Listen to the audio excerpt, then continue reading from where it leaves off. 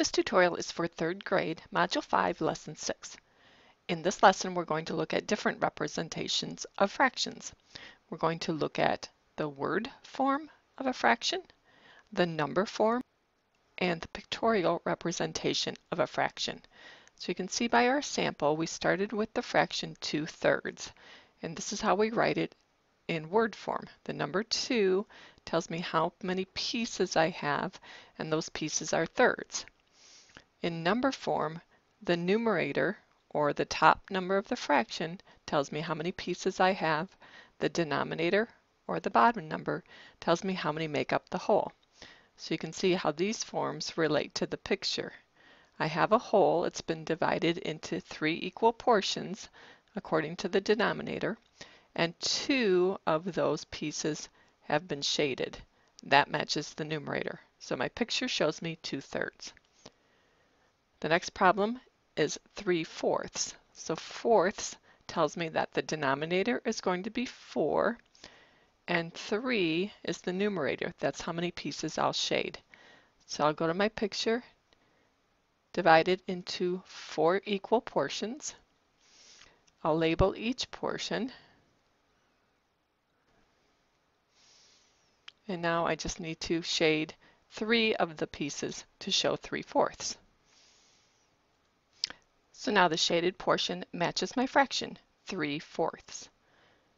The next fraction is 3/7. So sevenths is my denominator. That means I need to divide the picture into 7 equal pieces, which you can see that I have already done.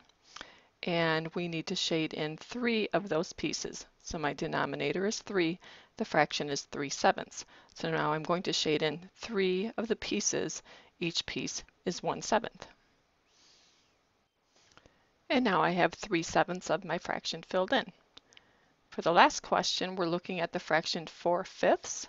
That means my denominator is 5, the numerator is 4, and as you can see, I've already filled in my fraction strip.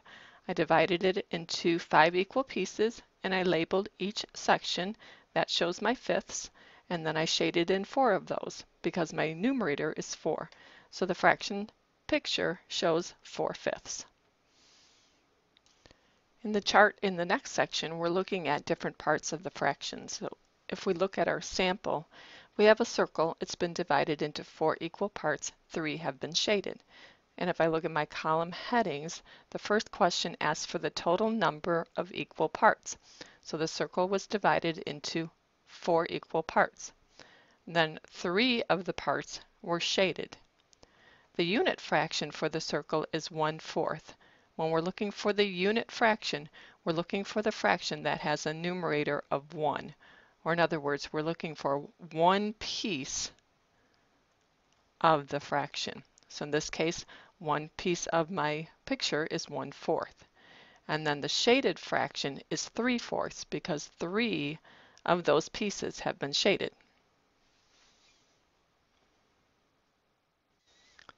In the next picture, there are 9 pieces that make up the whole. 5 of those pieces have been shaded. The unit fraction is 1/9 because we're looking at 1 piece that makes up the picture. And then if I look at the shaded fraction, that would be 5/9. 5 pieces are shaded, each piece is a 1/9. And in my last question, the picture has been divided into 7 equal pieces.